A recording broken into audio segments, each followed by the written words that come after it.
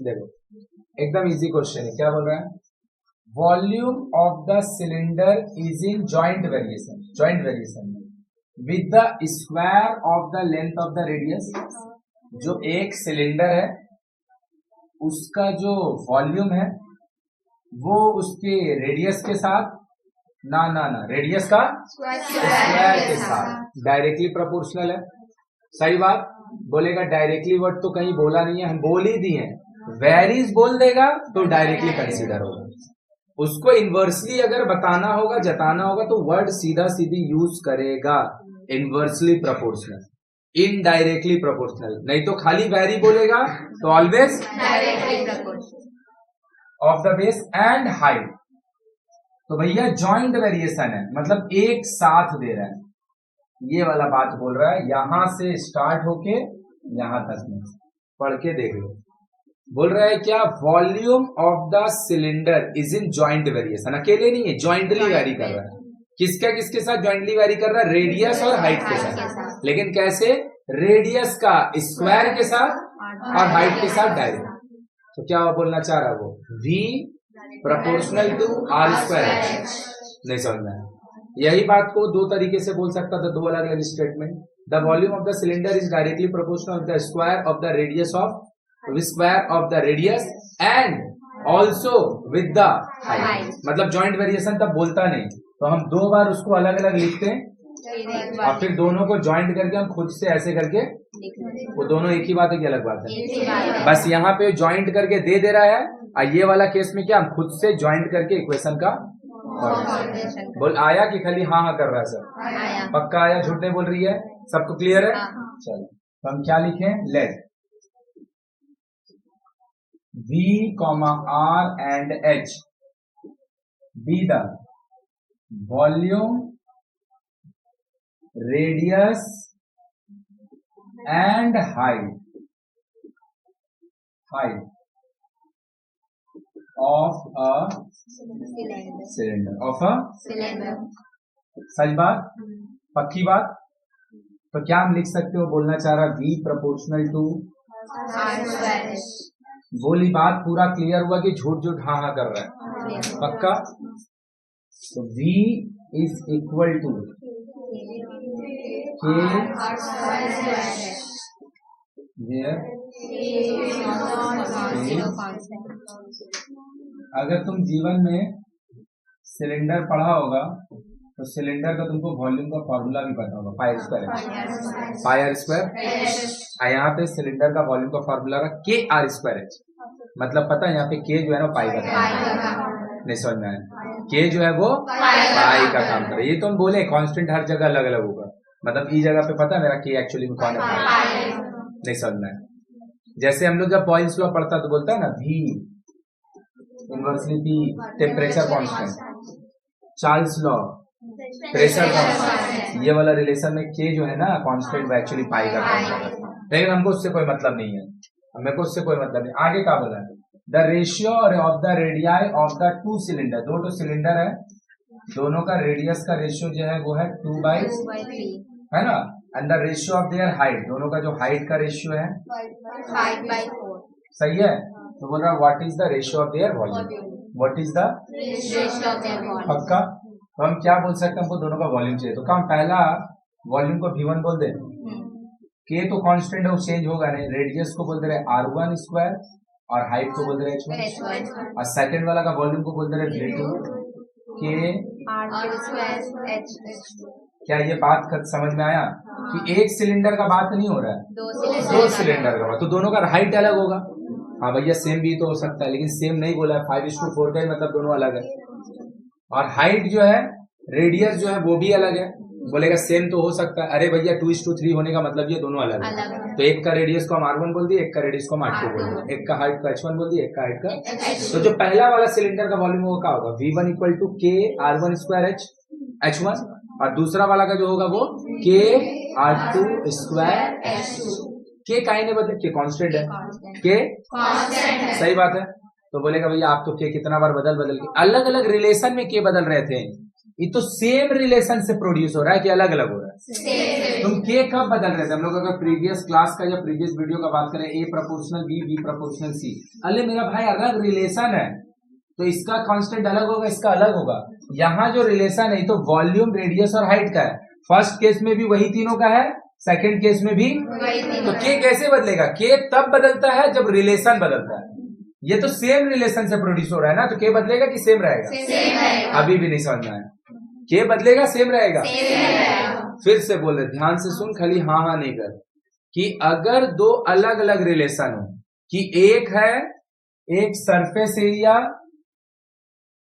और एक वॉल्यूम है, कि कोई एक 3D फिगर है, I don't know which one is this, उसका वॉल्यूम उसका रेडियस के साथ, क्यूब के साथ डायरेक्टली प्रोपोर्शनल है, और उसका जो टोटल सरफेस एरिया है वो उसका रेडियस का स्क्वायर के साथ डायरेक्टली प्रोपोर्शनल। अब दो अलग अलग के लगेगा, यहाँ के लिए अलग, यहाँ तुम सेम रिलेशन, जैसे यहाँ पे A proportional B, B proportional C, A B का रिलेशन है अलग कांस्टेंट, बी सी का रिलेशन है। अरे यहाँ तो वॉल्यूम, रेडियस और हाइट का फर्स्ट केस में भी रिलेशन है, वॉल्यूम, रेडियस और हाइट उसका। देखो सम्स बनाना आसान है, चीजों को समझना मुश्किल है, कि हम अलग के क्यों नहीं लिखे। हम झट से तेरे को लिख के आगे भाग जाते, तेरा आंसर आ जाता। आंसर आ चुका है, आंसर आ चुका है, लेकिन तुमको पता होना चाहिए दोनों केस सेम क्यों रखे, क्योंकि दोनों रिलेशन सेम है। The relation is volume, radius और हाइट। वो V1 के लिए भी वही है, V2 के लिए भी वही है। बोलो आया कि आंसर किया? अब हमको दोनों का रेशियो चाहिए, V1 by equal to, divide मार दो दोनों को, के R1 स्क्वायर H1 के ये दोनों कट गया, सही बात। क्या हम इसको लिख सकते हैं R1 बाई R2 का होल स्क्वायर? हाँ, और ये वाला H1 by R1 by R2 का वैल्यू कितना है? 2/3, और H1 बाई H2 का 5/4, ये कितना होगा? 4/9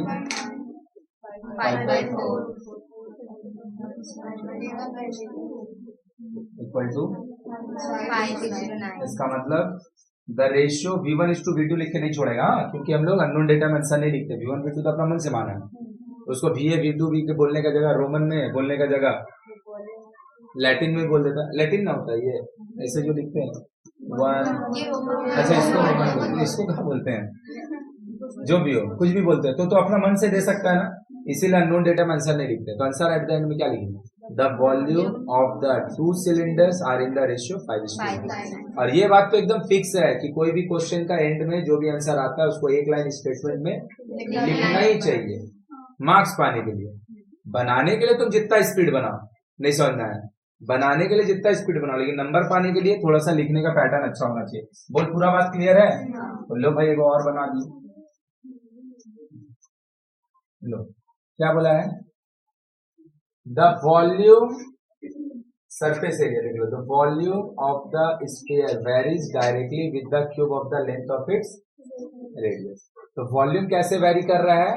रेडियस का वॉल्यूम कैसे वेरी कर रहा है? रेडियस का क्यूब के साथ। एंड सरफेस एरिया कैसे वेरी कर रहा है? Directly with the square of the length of the, जो अभी बोले तो वही बात है। वॉल्यूम कैसे वेरी कर रहा है? रेडियस का क्यूब के साथ। और सरफेस एरिया कैसे वेरी कर रहा है? रेडियस का स्क्वायर के साथ। मतलब यहाँ पे तीन चीज का बात हो रहा है, सरफेस एरिया का बात हो रहा है, वॉल्यूम का बात हो रहा है, रेडियस का बात हो रहा है, तीन चीज का। तो let capital B, capital S and R be the volume, surface area and radius of cylinder sphere। सच बात, सच बात। तो अब देख लो, वॉल्यूम है, बात नहीं, volume varies directly with cube of, सच बात, क्यूब ऑफ। तो भैया V proportional R cube, V K1, सच बात। लिखना भूलेंगे नहीं, वेयर K1 इज, पक्का पक्का। Second, surface area varies directly with square of radius. सही बात।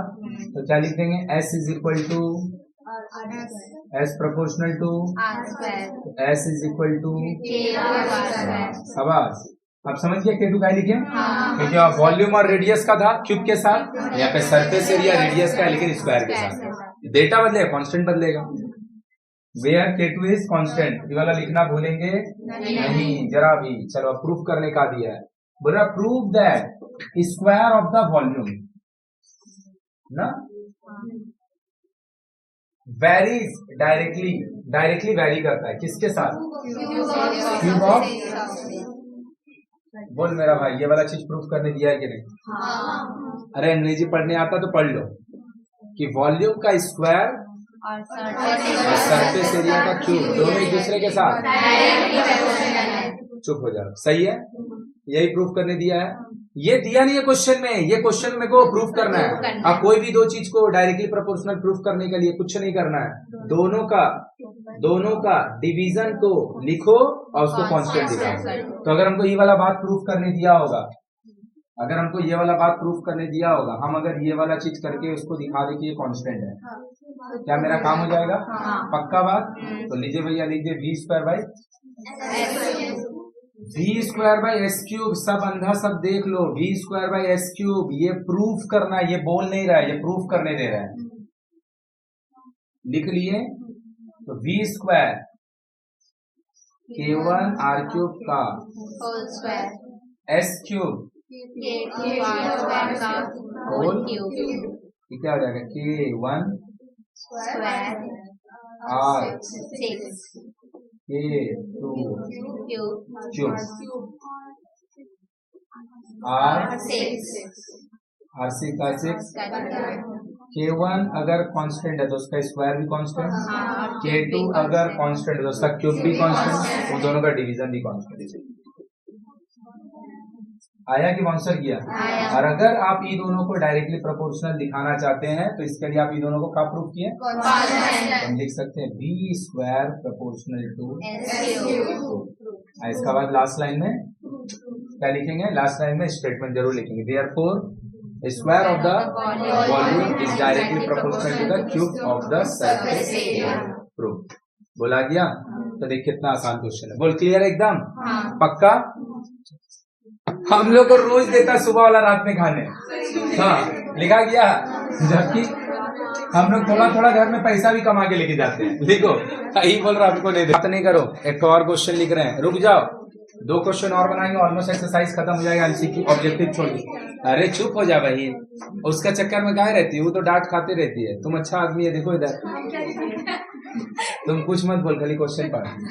बोल रहा volume of a sphere varies directly with the cube of its radius।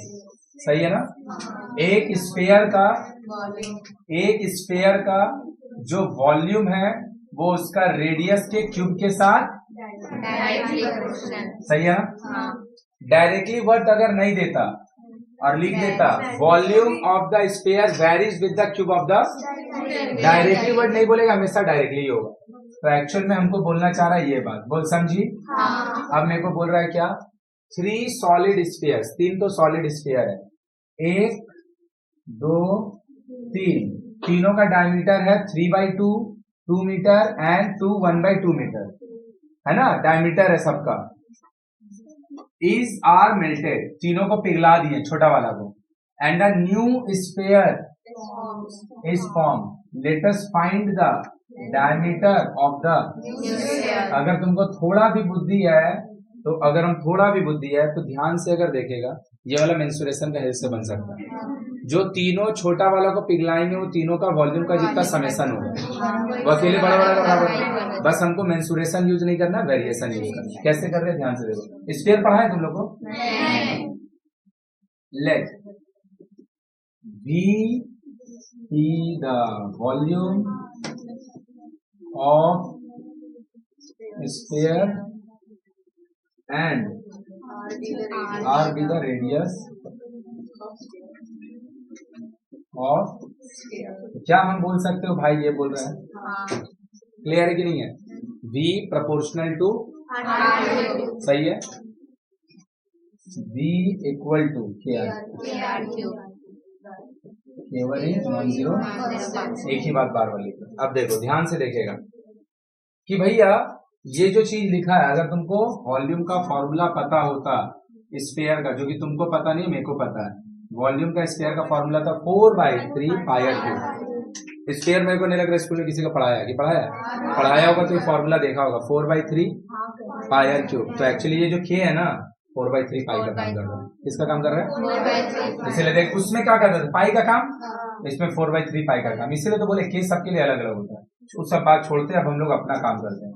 तो भैया पहला वाला का रेडियस 1 R1 कितना हो जाएगा उसका रेडियस 3/2, उसका रेडियस नहीं है डायमीटर है 3/4 ना। दूसरा वाला का रेडियस 1, थर्ड वाला का रेडियस वो 5/2 है लेकिन डायमीटर है 5/4। सच बात, ये हो गया R, सही है। और ये तीनों को मेल्ट किए मेरा भाई और एक बड़ा स्फीयर बनाए, इसका हमको रेडियस निकालना। मान लिया हम इसका रेडियस, बोलो किसी को कोई दिक्कत है? तो ये तीनों का वॉल्यूम का जितना समेशन होगा, अकेले इसका भी वॉल्यूम उतना ही होगा, सही है। तो हम तीनों का वॉल्यूम निकाल रहे हैं, देखो ध्यान से, ये लिख लिया हम लोग। देख तो देख ध्यान से कैसे बना रहे हैं। तो छोटा वाला 1, छोटा वाला 2, छोटा वाला 3, इन तीनों का वॉल्यूम को ऐड करेंगे ना, तो जो बड़ा वाला बनेगा ये मान ले R, ये ना, तो हम बोल सकते हैं वॉल्यूम ऑफ 3 स्फीयर्स, 3 स्फीयर्स का, पहला का V1, दूसरा का V2, तीसरा का V3, तीनों वॉल्यूम है ना बाबू। तो तीनों बार तुम अलग अलग कांस्टेंट लेगा कि एक ही कांस्टेंट लेगा? सेम है, क्योंकि यही रिलेशन से वो आ रहा है। तो पहला वाला का जो वॉल्यूम होगा वो कितना होगा, देखो K 3/4 KR³ ना, हे भगवान KR³ है ना, तो K लिख दिए, R³ होगा 3/4 का प्लस दूसरा वाला का K लिख दिए 1 का, तीसरा वाला का K लिख दिए। क्या हम बोल सकते हैं, क्या हम बोल सकते हैं ये तीनों का वॉल्यूम का समेशन है, ये तीनों का वॉल्यूम का समेशन है। And volume of bigger cube, sorry volume of bigger sphere form, जिसको बनाए आप, जिसको आप बनाए उसका वॉल्यूम क्या होगा, देखो ध्यान से 4K लिख दिए कैपिटल R³। देखो ध्यान से, तुम्हारा वॉल्यूम का फॉर्मूला प्रोड्यूस का हुआ था V = KR³, सही है। तो पहला वाला का V1 वॉल्यूम बोले, दूसरा का V2 बोले, तीसरा का V3 बोले, तो K तो सब में सेम होगा क्योंकि सेम रिलेशन से आ रहा है। K लिखे रेडियस का जगह 3/4 का क्यूब, प्लस K लिखे रेडियस का जगह 1 का क्यूब, प्लस K लिखे रेडियस का जगह 5/4। तो ये तीनों जोड़ के क्या मिला है, तीनों का वॉल्यूम का सम, जो अकेले किसका बराबर होगा, इसका वॉल्यूम। और इसका हम रेडियस को अगर R बोल दिया तो इसका वॉल्यूम क्या होगा, K कैपिटल R³। समझना है क्या कि रेडियस को 3/4 बोले तो 3/4 दिखा है, 1 बोले तो 1 दिखा है, 5/4 बोले तो 5/4 दिखा है, और कैपिटल R बोले तो बोल सकते हैं ये वाला चीज, ये वाला और ये वाला दोनों क्या होगा, पक्का। सॉल्व करें तो V = V1 + V2 + V3 ना, ये वाला को लिख दिए, ये वाला को लिख दिए, तो इसका क्या होगा KR³, तीनों से K कॉमन ले रहे हैं, तो 3/4 का क्यूब 27/64, K कॉमन ले लिए 1 का क्यूब 1, K कॉमन ले लिए 22, पक्की बात। K R³ एलसीएम ले लीजिए भैया 64, 27 64 ऐड करके देखिएगा R³ = आपका आएगा 216, कितना आएगा, और नीचे में 60। अगर तुमको पता हो तो R³ 6 4 आया कि बाउंसर किया? आया कि बाउंसर किया? कि आर क्यूब जो लिखा हुआ है राइट साइड में 216, 216 6 का क्यूब होता है, 64 4 का क्यूब होता है, तो इसको लिख सकते हैं 6 बाई 4 का क्यूब। क्यूब हटा R equal to 6 by 4, 6 by तो 3 बाई, ये दोनों कट जाएगा। तो रेडियस ना आपका इतना आया है, डायमीटर इसका 3/2 रेडियस है, उसको 2 से मल्टी। देखो पूरा क्लियर है कि नहीं? खाली लिख के हम तुमको लिखने सिखा रहे कि लिख के बनता कैसे है, नहीं तो ये वाला क्वेश्चन यहीं पे हम बना के रख देते, इतना इजी है, यहीं पे बना के रख देते। तीनों का रेडियस को यहीं पे, ये जो डायग्राम बनाए हम, डायग्राम का तीनों का वॉल्यूम सम दिखा देते हैं, और यहाँ पे बड़ा वाला का वॉल्यूम दिखा देते, यही इक्वेट नहीं कर देते हैं। बोल बात समझी? तो क्या दिया था क्वेश्चन में कि 3 छोटा छोटा डायमीटर वाला स्फीयर को पिघलाए हैं और एक बड़ा वाला बनाया, तो तीनों छोटा का जो वॉल्यूम का सम होगा वो अकेले बड़ा वाला का वॉल्यूम का। अच्छा।